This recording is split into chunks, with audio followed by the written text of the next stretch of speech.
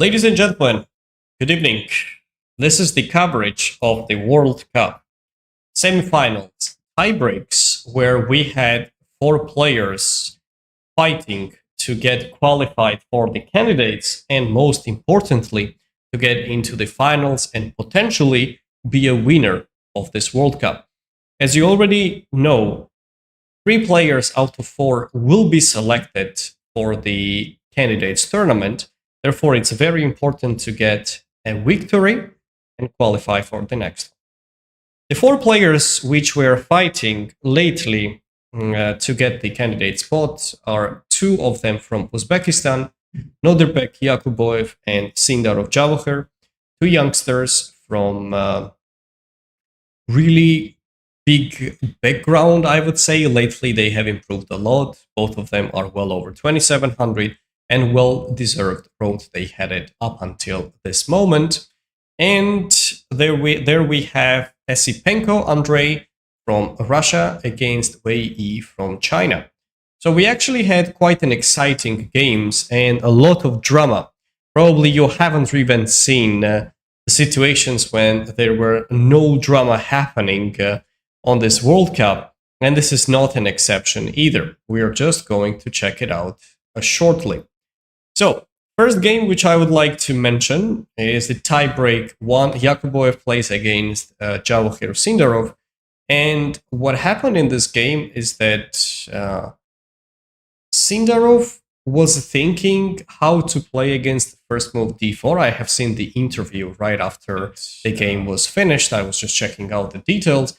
And he mentioned he was not so sure if he was supposed to play a bit more active approach or a little bit more passive, how he was supposed to play exactly. Because on the one hand, he is playing with the black pieces and maybe potentially making a draw is not that bad.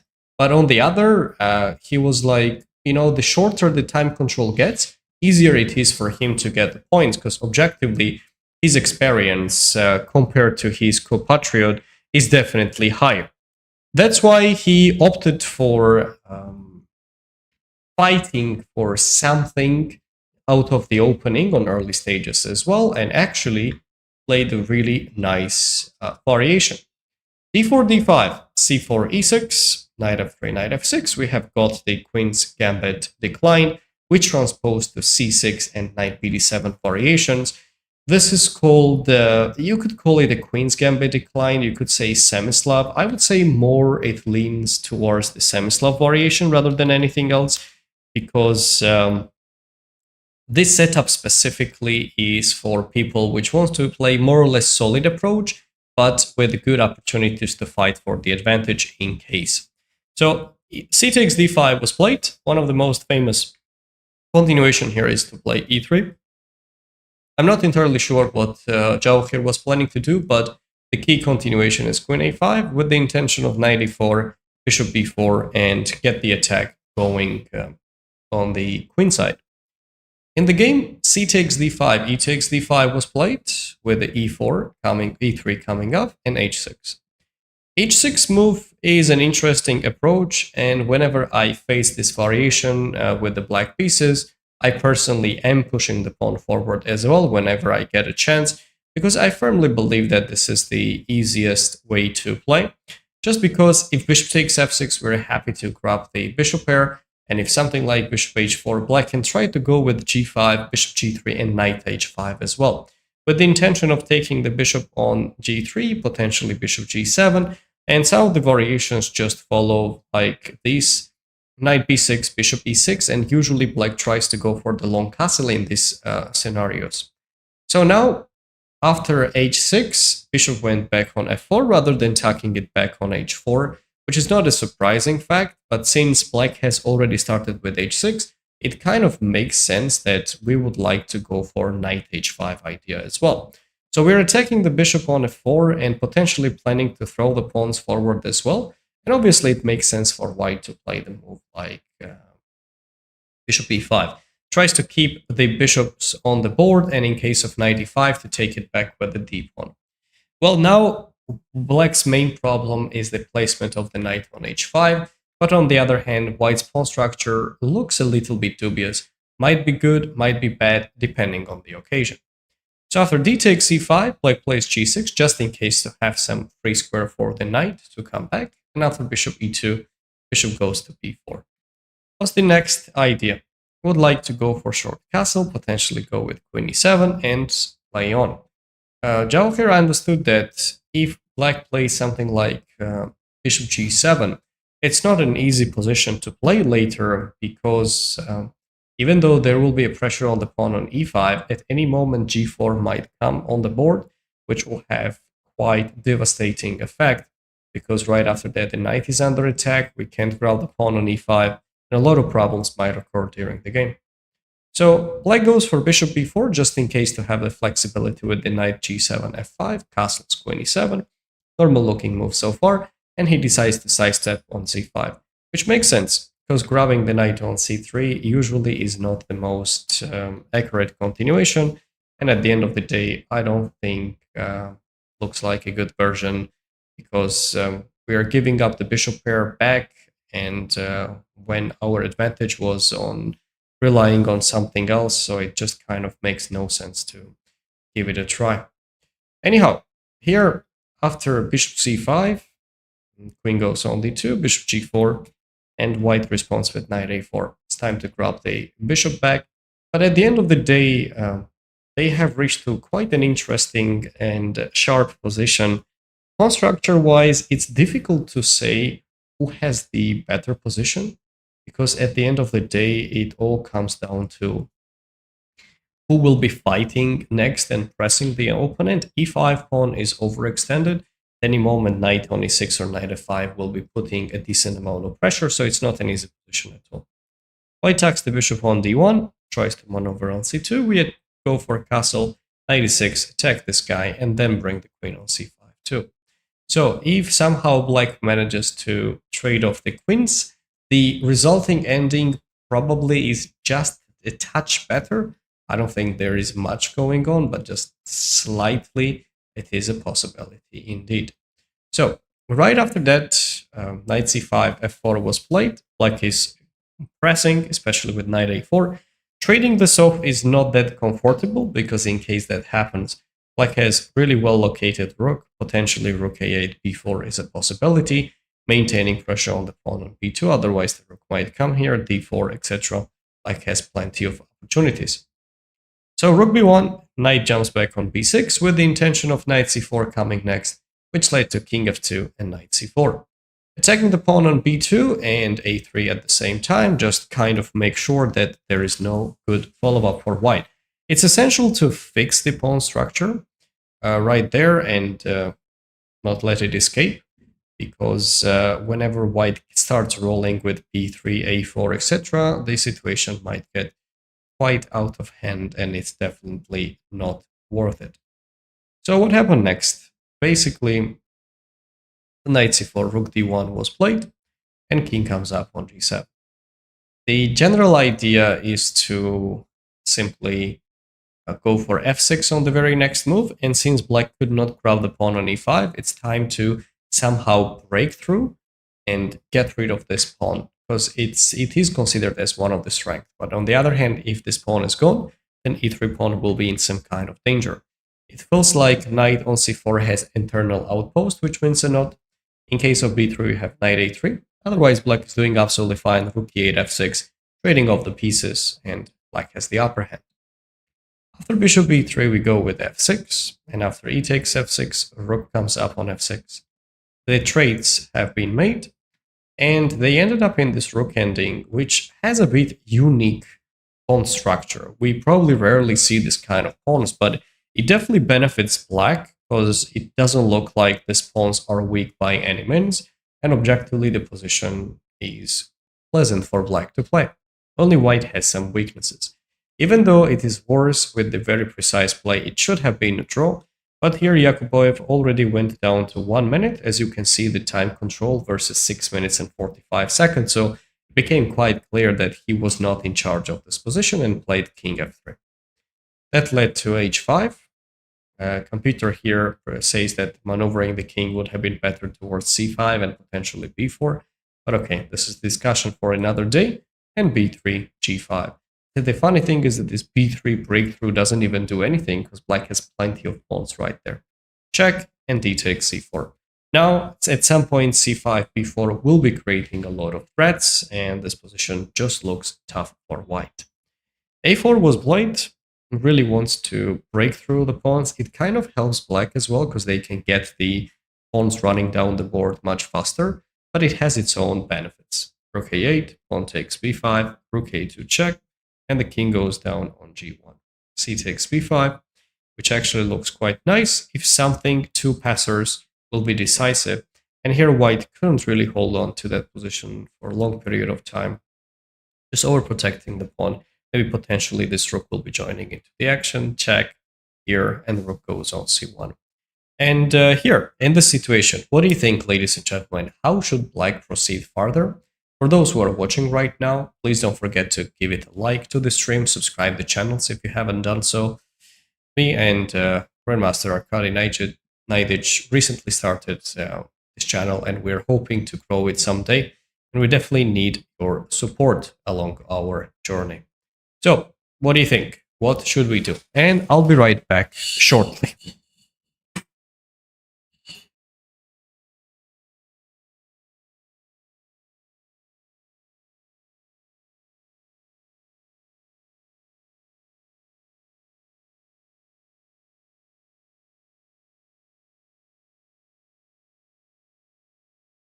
All right, let's see.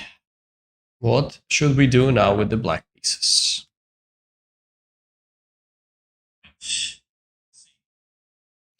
So, black doesn't have the pawns on the queen side as a decorative subject, right? It's important to start pressing them forward. Go potentially with the c3 or b4 or something like that, actually. So it's important to make a progress on that regard. So that's why here, after rook c1, black decided to go for rook c6, which makes perfect sense, and wants to go with b4 on the next time. So after rook c6, e5, and that led to c3, followed by c2 later, and there is no way white can save this position. Pawn is getting promoted, and rook b1 is inevitable. Just because after rook d2 we can go with rook b1, and rook c2 is not going to change anything. We can simply promote, and there is no good way to execute this variation. That's why here white calls it a day and resigns.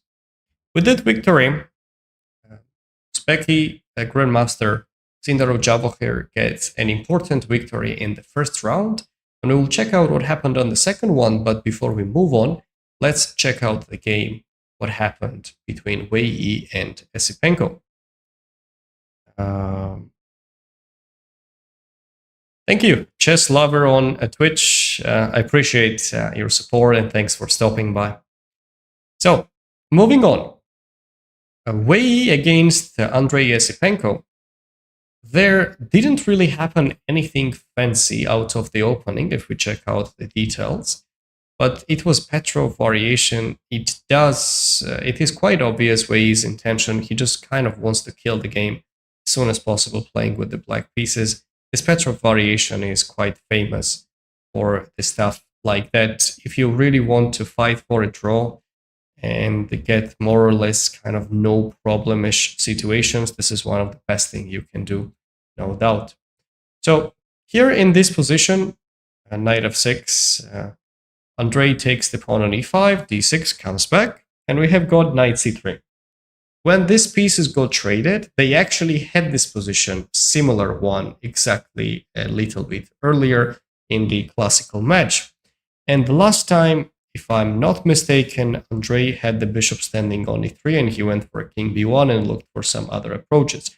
But here, he chose something different with h3, is waiting for the black to make a castle, and right after that plays bishop b5. So the general idea is to go for a knight d4, and that is going to be quite annoying for black to handle it. And the key reason is because right after knight d4, the bishop is under attack, and no one really wants to double up the pawns on the c file as well. So that actually looks like quite an interesting approach.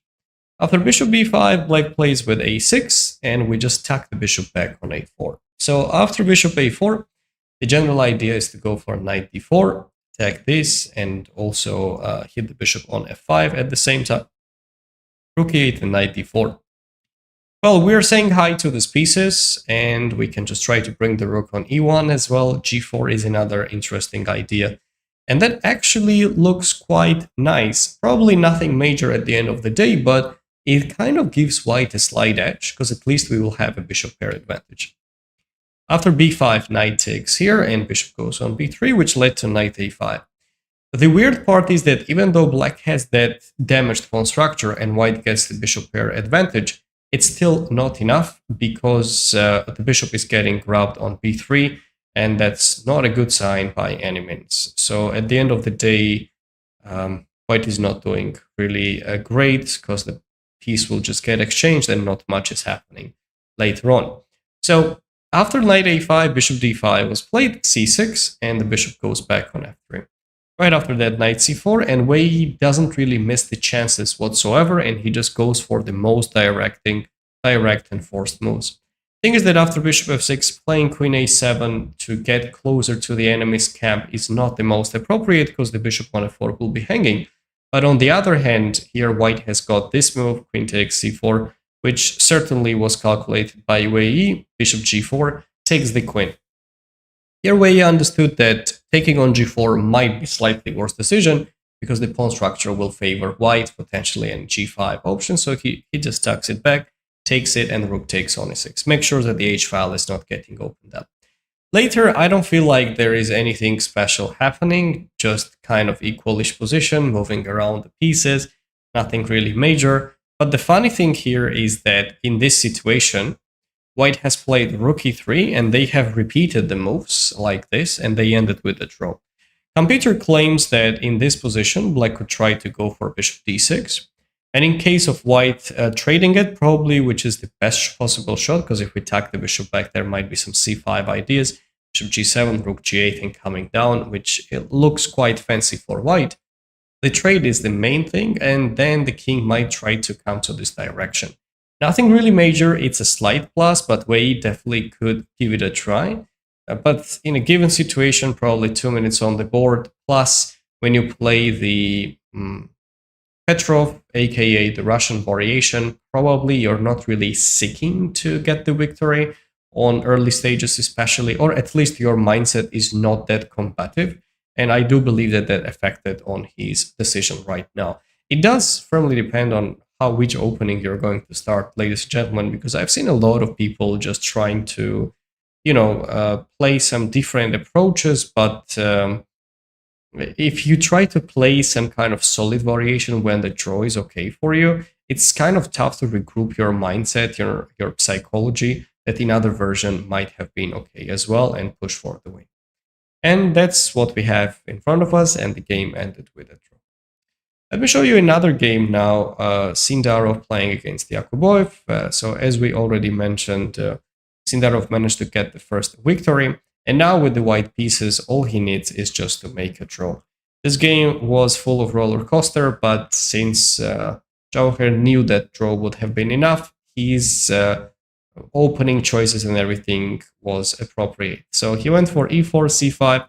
We have got the Sicilian variation. Yakubboev doesn't usually play this Sicilian variation with the black pieces, which I would say was quite obvious during the game, because there were some strategical mistakes made, which usually is not appropriate in this type of structures. Probably the nerves already hit him. And after d4, black just plays knight f6. This is just a regular transposition of knight c3. I mean, the catch is that probably he was just worried about some other options like bishop d3 or f3 or anything like that. It's just a move, nothing major. Whereas Sindarov just continues with knight c3, and they ended up in the Sindarov variation. h3. I actually have played against Jauher roughly around a year ago. Maybe I can't really exactly recall when was it played. And I played with him the rapid time control, the blitz time control. And we had exactly this position. And I noticed he was playing this h3 and e5. I managed to get the victory in one of the game. In other one, I got defeated. So I have 1-1 score, and it definitely is great for me because I know that this gentleman definitely plays quite well, especially the fast time controls. So after h3, e6, neither has a lot of branches, which clearly Yakubboev didn't exactly know how to respond on that properly. I just tries to throw the pawn all the way just to get the space and the activity on the flank. And at the end of the day, they ended up into this quite sharp position and f5 was played. Probably if you would be asking every Sicilian player after e5, what should we do? Almost everyone would respond instantly that e5 is the key move. And I actually would agree with that, but it wasn't played. And Black here decided to grab the pawn on f5, which is quite a strange decision in my opinion. Because when the knight takes back on f5, g6, and bishop d4, we have got simply terrible position for Black. Maybe Yakubboev was really relying on the pawn weakness on e4, but it didn't quite work out well. So after bishop d4, g takes f5, bishop h8, and Black responds with d5, which means that g3 check here will be coming. Probably he was really thinking about getting a mayhem on the board, but at the end of the day, White still has an extra exchange, no doubt about that. So queen c5, knight f6 takes, and knight goes on c4. Some mayhem on the board, but Sindarov just easily trades off everything and really wants to trade these pieces as well. At the end of the day, White is doing absolutely fine, of course. Black can have some sort of compensation, but nothing really major because the position looks quite simple to play. So after king d7, White goes with b3, and Black responds with f4, which led to b takes c4 and e3. I really like how Yakubboev kept fighting in this position, because now it seems like with the little time on the clock, it might get terribly messed up. But also, Black got the time advantage, 4 minutes and 29 seconds versus 2:46, which actually is relatively good one. So it is mandatory to play quite precisely and accurately, which luckily was played by Sindarov. Rook d1, not going for the long castle because bishop a3 would have been there, and king c8, which actually was apparently a huge blunder, and the reason for that is quite surprising. White can go with h5 followed by rook h4, and apparently there is no good defense against this pawn on f4, which is very strange in my opinion, but it is what it is, and we have got this situation. So basically here, what's happening is that right after h5, even if Black tries to go bishop g2, we have got this move, and if any bishop d6, there is bishop e3, attacking the bishop and the pawn at the same time. So here, Sindarov went for bishop e5 after a long thinking time. By the way, he has spent more than 50% of his time to play this variation, which led to bishop g2, rook h2, and f3. Right after that, Black decides to take it, pawn takes, king e2, and after that to play bishop d4. Well, White is just trying to trade off everything, and he understood that draw definitely is good enough. That's why he's just trying to simplify the position as much as possible, and he did it quite successfully. As you can see, Black didn't really have a chance to fight for something. The moves got repeated, but now White can't grab it because the pawn is running down the board. Bishop f2 comes for the rescue, and at the end of the day, the game ended with a draw. There's nothing special Black can do about it, just checks on the board, and they agreed on a draw. But with that in mind, Sindarov managed to qualify for the finals, and let's congratulate him. He is in the candidates already qualified, which is absolutely amazing achievement. Lately, he has had some rough times, bumps on his head, like getting some rating gains. Then he was dropping it at some point and was going up and down. But finally, he managed to recover across 2700 range relatively comfortably and is increasing even higher and higher. On the other hand, Yakubboev had an amazing run. He still has a chance against someone, which I will not spoil at the moment, will be playing the tournament. Basically, we will be playing a match, but I will not spoil it at the moment. We will analyze the second game, and based on that, you will get it. He will play against another player, and if he wins, as I mentioned, top 3 players are getting qualified for the candidates. For Uzbekistan, it's going to be really huge. I do believe that Abdusattorov Nodirbek definitely was the leader of this team for quite some time, but lately he has been dropping a lot of rating points. Sindarov is trying to catch up. Meanwhile, Yakubboev will be crossing 2700 if he doesn't even have it at the moment. I believe he already crossed it, and there are many good, talented players coming from Uzbekistan, no doubt. Besides, they are the ones which I believe either won the Olympiad or they got the medal, bronze medal. I can't exactly recall on one of the recent ones.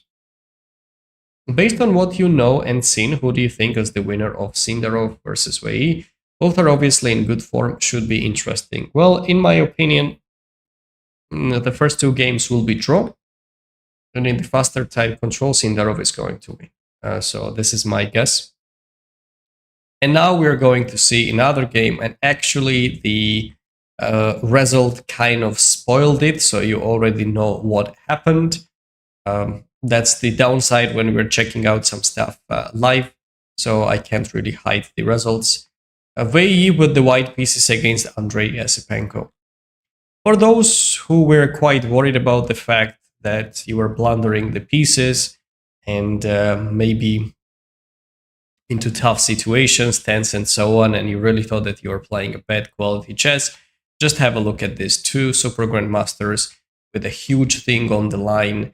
They're just either getting qualified or not into the candidates. It was just mandatory to do the things properly. And look at that. Wei Yi playing with the white pieces starts with e4, e5. Quiet variation in Italian d3, which was expected because they have been playing this variation for quite some time. Just some of the theoretical stuff. I will not try to go into the depth because more I try to get into that, the weirder the situation becomes. Knight jumps on c4, bishop a7, and bishop goes on e3. This variation is quite rich with a lot of lines actually over there to be considering. A little twists might change the whole understanding of the setup and so on. And this is what we have in front of us. Bishop e3 was played. So attacking the bishop on a7, and in case black decides to take on e3, white is definitely planning to take it back with the pawn or even with the knight. Taking with the pawn will give white a bit more access along the f-file, and easier it will be to attack on the king side. On the other hand, knight e3 also looks nice because we can try to maneuver the knight on one of the direction and get a decent play. So after bishop e6, we take on a7, rook takes back, and rook goes on e1. And after rook a8, knight jumps back on e3. Trying to activate the pieces, maybe cementing the bishop over there. It is objectively equal, but these type of positions are quite venomous. Anything can happen at any moment, so you've got to be always so cautious playing this kind of setups. So knight jumps back on e7, which leads to rook d1, and knight goes on g6, knight f5, and black responds with d5. So black is planning to take the pawn on e4 and kind of weaken a little bit this pawn on e4, either to attack it or some knight e4, queen f5 tactical shots might be appearing. Not at the moment, just because even if that happens, white has this knight h6 idea with rook e4. So c4 was played, which is a very classy move by Wei Yi, forcing the matter for black, and queen goes on c2. For now, both of the players are controlling the time really well, and objectively equal position, even though it is definitely double-edged, but still there is a lot of fighting spirit left right there. So after queen c2, king goes on f8, and g3 was played, which led to rook d8, and white plays rook d3. Well, trading of the rooks, not the best possibility for black, because white really wants to double up the rooks. Knight e4 will not be working because we will be happy to grab the rook on d8 if the rook takes back and there is queen e4 or rook e4 coming up. So black can't really do anything with it. And rook takes d3 regardless was played. It actually led to queen takes d3. which looks nice. And if there is no knight e4 happening, the d file is under control by white. Potentially b5 ideas might be coming along the way. Well, black is not doing that badly, let's say that mildly. So king g8, knight jumps back on d2, and potentially b5 or knight b3, knight c5 ideas will be coming. Queen d7, the pieces got traded, and knight goes back on f8. Well, what is next?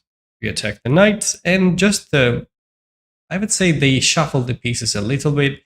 Nothing really major. White tries to get some counterplay, but knight e6 was a really classy approach. We can't really go all into this structure and grab the pawn on a6, so let's say just takes, and something like knight a6 with such a nice defensive resource, attacks the knight. Knight c5 doesn't work because the knight is there, and in case of knight b4, who can tell me in chat why is this variation wrong? What does black do here special?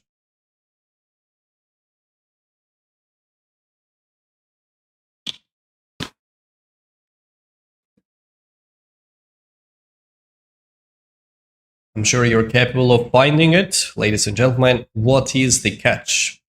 Why is this variation bad? Yes, indeed. You're absolutely right, because these knights will be terribly located along the b file, and we have a chance to go for rook b8, attack both of them, and white doesn't have a good defense. Such a classic defense by Esipenko. He just moved the knight on e6 and understood that the pawn is actually not hanging. After f3, rook a8 was played, then they traded off the knights. Objectively, nothing major. It's very close to equal. And a little bit later, white kind of overpressed. It was preferable to maneuver the knight on that direction, but he kind of chose the wrong direction, which led to slightly worse position, because the king is, oddly enough, getting activated really well.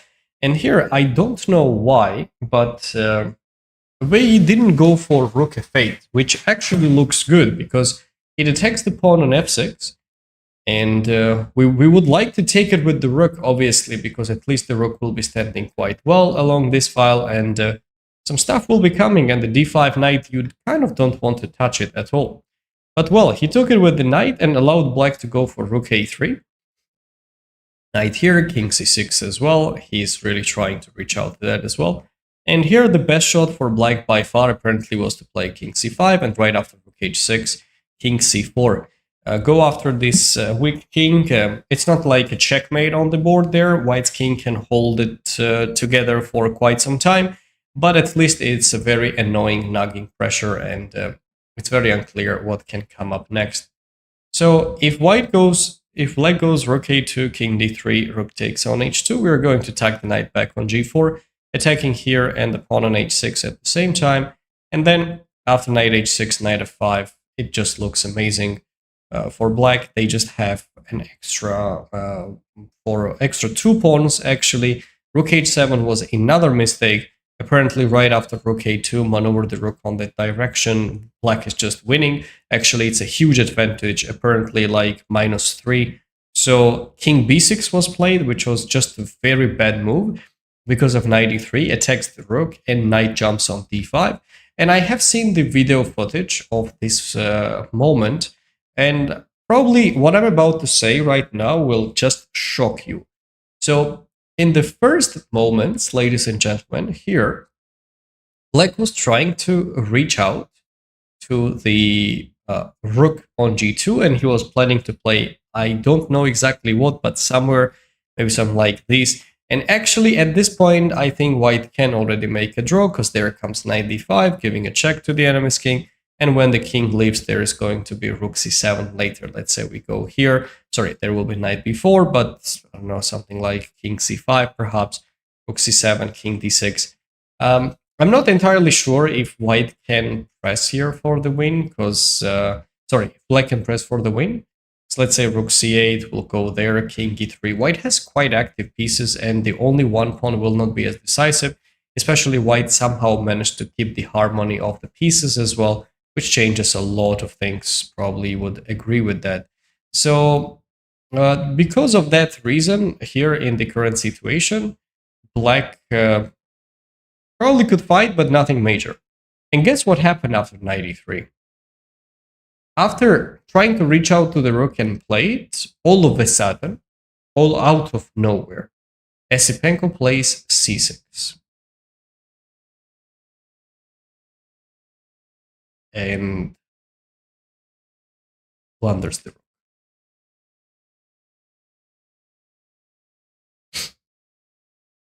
That's it. Wei Yi just won the rook like that on g2, and he got his ticket to the candidate's turn. Unbelievable. Completely unexpected, and I was definitely in shock when I saw it. That's it. Well, quite a roller coaster, but probably Esipenko was at this point quite tired. I don't know, obviously the stamina is quite mandatory whenever you play the tournament for, I don't know, over 3 weeks. A lot of nerves, tension, etc. And we end up in this situation. And at some point you kind of break down. And that was the moment of Esipenko. Very sad because he had some chances to make a comeback and even win this game with extra material. But life is tough. Sometimes it's not fair, and it turns out to be one of those bad blunders, which I'm sure he will always remember in his life. That's when you know you are under a lot of mental pressure for a player of that level, or leave the rook hanging. Yes, indeed. It is like running marathon. It's so difficult. Against Shankland, he played perfectly as well. So I'm a bit surprised that it happened, but we are humans. It can happen to anyone. And, you know, sometimes just the brain gets disconnected out of nowhere, and this is a exact situation on the board. With that in mind, the finalists are already known. Sindarov Javaher will play against Wei Yi. The games will be tomorrow, if I'm not mistaken. I'll check out the schedule. And Esipenko Andrei plays against Yakubboev. So already in the candidates, Wei Yi and Sindarov are qualified. And the last spot will be decided in the next match for the third place. Whoever gets the third place between Esipenko and Yakubboev will automatically qualify for the candidates tournament. Both of them will try their best, probably will have a clash of titans. But if I do need to take a choice, which one I believe will manage to qualify, I would say Esipenko probably has better chances, but he must recover from this setback, and especially he was just dominating, could even get the victory, but this is the sport, and sometimes it's relatively cruel. Anyway, that's all what I wanted to say. I appreciate chess lovers on Twitch for stopping by, and everyone who were watching it. And well, please don't forget to give it a thumbs up and subscribe the channel. We might be streaming together, me and Arkady, a bit later today. Let's just check it out. We will decide it. And yes, I appreciate all of your support, ladies and gentlemen, and I'll see you later. Take care. Bye-bye. See you around.